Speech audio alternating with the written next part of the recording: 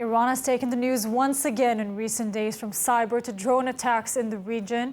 And joining us now for further assessment is former Deputy National Security Advisor in Israel, now Senior Fellow at INSS Tel Aviv, Professor Chuck Freilich. Chuck, listen, cyber attacks on Israel by Iran, the backing of Hamas, Hezbollah, Kataib Hezbollah in Iraq, the Houthis and more, each attacking in different ways, threatening Israel and the United States. How much longer can this tit-for-tat go on? Well, it's been going on for years, and to some extent, the conflict between Israel and the U.S. And Iran has been going on since the early 1990s. So I wouldn't expect anything fundamental to change any time in the foreseeable future and probably beyond. The immediate question at the moment is primarily an American one, which is, the president really does not want, understandably, does not want an escalation with Iran and with its proxies, and has shown considerable restraint in recent months. It was, let's say, tit-for-tat responses, as you said. Then he realized, or he came to the conclusion correctly, that this attempt to avoid an escalation wasn't working, that Iran was interpreting American caution as being something that allowed them to go ahead with their attacks, and so the U.S. had to escalate. Okay, escalation wasn't working. The absence of escalation wasn't working, and so he launched the round of a few major attacks in the last few days. First, it was 85 attacks against targets in Syria and Iraq, and then it was 30-odd targets in Yemen and again in Yemen. The Iranians and their proxies seem to be continuing the attack. So it's not that they haven't gotten the message, but they don't seem to understand it the way the president wants. And that puts him in a difficult position of whether escalate now or appear weak as an election year really gets underway. Before we really continue with President Biden, what do you think Iran's real end goal is here and right now? Well, right now they want this conflict to end with Hamas still in power. It's taken a heavy hit. That's okay from their perspective. It's not as if they thought that Hamas could actually win a war like this. But the Iranian strategy is actually a very, very long one of, I call it attrition until destruction, until Israel's destruction.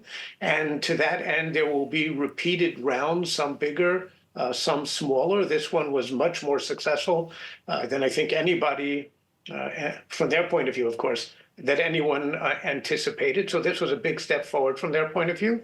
But they wanted to end like the other rounds with Hamas and with Hezbollah. With them, yeah, they've taken the hit, but they're still there. They live to fight another day. This time it'll take Hamas a little bit longer to regroup, but 2-3 years from now, they should be able to hit us significantly again. And of course, they want Hezbollah to remain what it is. I don't think that they want to see a major escalation on the northern front, which has been happening till now. It's more than tit for tat. Both sides have taken some significant hits. They don't want that to get out of hand. It serves their purpose. We pay a price, and the price that they pay isn't too heavy from their perspective. Yes, now, Chuck, you mentioned this is an election year in the United States, but other than that, why is the United States continuing to sort of appease Iran? I mean, this will of bringing stability to the region. I mean, Blinken's visit calling to calm things down once again. How will a strong Iran bring any stability to this region? Well, this is the classic dilemma. If you assume that your objectives are to avoid a war, but to achieve some of your other objectives at the same time, but the overriding one is to avoid a war, well, does hitting the other side back deter them? Or no, just the opposite?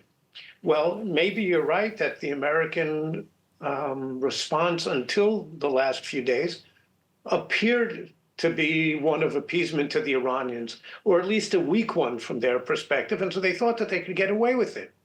And now the president upped the antes. He tried to escalate significantly, but not because he wants to reach a war, precisely the opposite, to deter the Iranians from it. The Iranians always like to get the last word in. And they and their proxies, Hezbollah and Hamas, the same way. And the question is whether they've now done that, they've gotten the last word in and they can back off, or whether they're going to continue hitting the US. And if that's the case, then the president's going to be in a very difficult position and probably have to escalate even more. But that can lead him precisely to the outcome that he really doesn't want, which is a war to begin with and a war in an election year. Now, a new report from the Institute for Science and International Security suggests that Iran is really closer than ever to a nuclear bomb, upgrading its threat level to really extreme danger. What's your assessment here? Well, of course, they're right. Iran has been progressing steadily, and there are periods when it progresses a bit more rapidly and then a little bit more slowly, depending on circumstances in the region and in terms of the interplay, so to speak, with the US and the West. Iran, for a year now, has been at the point where it could have a bomb in days if it wanted in terms of the amount of highly enriched uranium.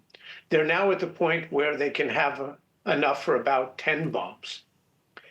The question is when they complete the weaponization process, because they still have to do that before they can actually have an operational bomb. Most of the assessments are that they need 1.5 to 2 years for that. That's an assessment that's been there. Well, the good news is it's been there for over 20 years, probably more like 25. For a long time. So that's the good news. They haven't broken out. They could have. They could have.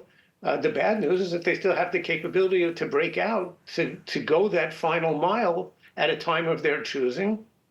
Hopefully we'll know when they do it. They seem to be reasonably what should I say, covered by various intelligence agencies. But there's no guarantee that we'll know. And in any event, 1.5 to 2 years is not a lot of time. The clock hasn't started ticking on that to the best of our knowledge, because we don't think that they've crossed that threshold yet, but we could be surprised.